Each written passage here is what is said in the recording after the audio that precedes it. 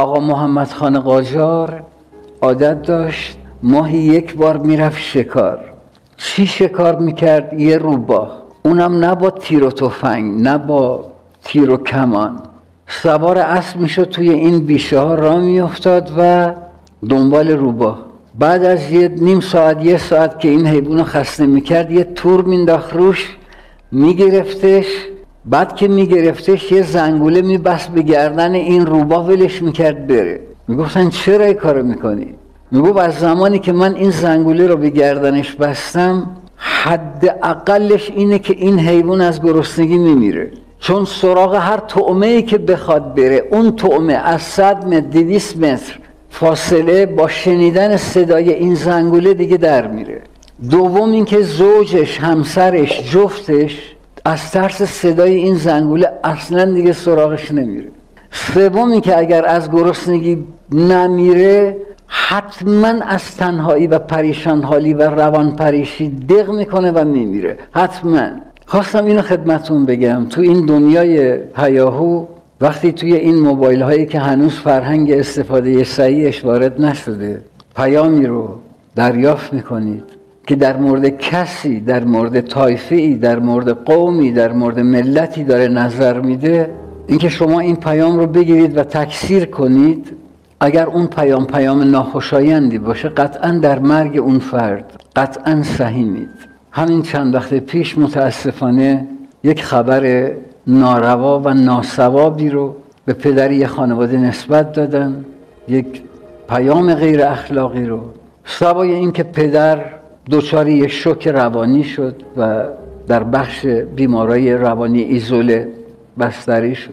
پسر و دختر دانشجوی این خانواده با هم خودکشی کرد و 1 ماه خرده‌ای بعد مشخص شد که این خبر از پای کذب بود. هرگز در موقعیتی که خود در آن نبوده ای کسی را قضاوت نکن. هرگز تحت تأثیر و تحت کنترل این 3 چیز قرار نگیر: گذشته، پول و مردم. هرگز 3 چیز را فدای هیچ چیز نکن: احساسات را، صداقتت را و خانواده‌ات را. هرگز فرصت کم را با سرعت زیاد جبران نکن. هرگز با مشت گره کرده نمیتوان به کسی دست داد. هرگز با انگشت کثیف به عیوب دیگران اشاره نکن.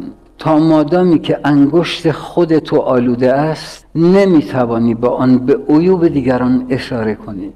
هرگز از رودخانه‌ای که خشک شده به خاطر گذشته اش سپاسگزاری نمی شود. اینو خیلی به خاطر بسپارید. خودتان را برای دیگران آرام آرام ورق بزنید، بالاخص در فضای سازمانی، در محیط کار. چون اگر تمام شوید، سریعا میروند سراغ دیگری. هرگز برای سنجش در حضور نفر سوم کسی را نصیحت نکن. هرگز در مورد همسر کسی، چه مثبت چه منفی، اظهار نظر نکن. هرگز دریای آرام از کسی ناخدای قهرمان نمی سازد. هرگز نگذار آگاهی از عیبهایت تو را بترساند. هرگز با انسان وقیح و بی‌حیا بحث و جدل نکن، چون او چیزی برای از دست دادن ندارد، فقط تو را ضایع می کند.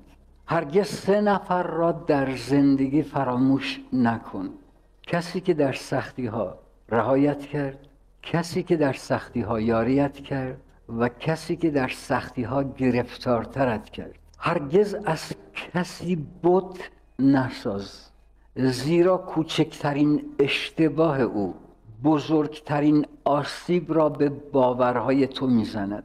هرگز اینو مجرد داریم اینجا، بچه‌های مجرد داریم؟ خب اینو به دخترهای گلم میگم، اینو به پسرهای گلم میگم. هرگز به دختری که 2 بار قاطعانه به تو پاسخ رد داده امید ازدواج موفق نداشته باش. و به دخترها، هرگز به پسری که میگوید فعلا با هم باشیم تا ببینیم بعداً چی می شود، امید ازدواج موفق نداشته باشه. پسری که میگوید مادرم با تو مخالفه، امید ازدواج موفق نداشته باشه.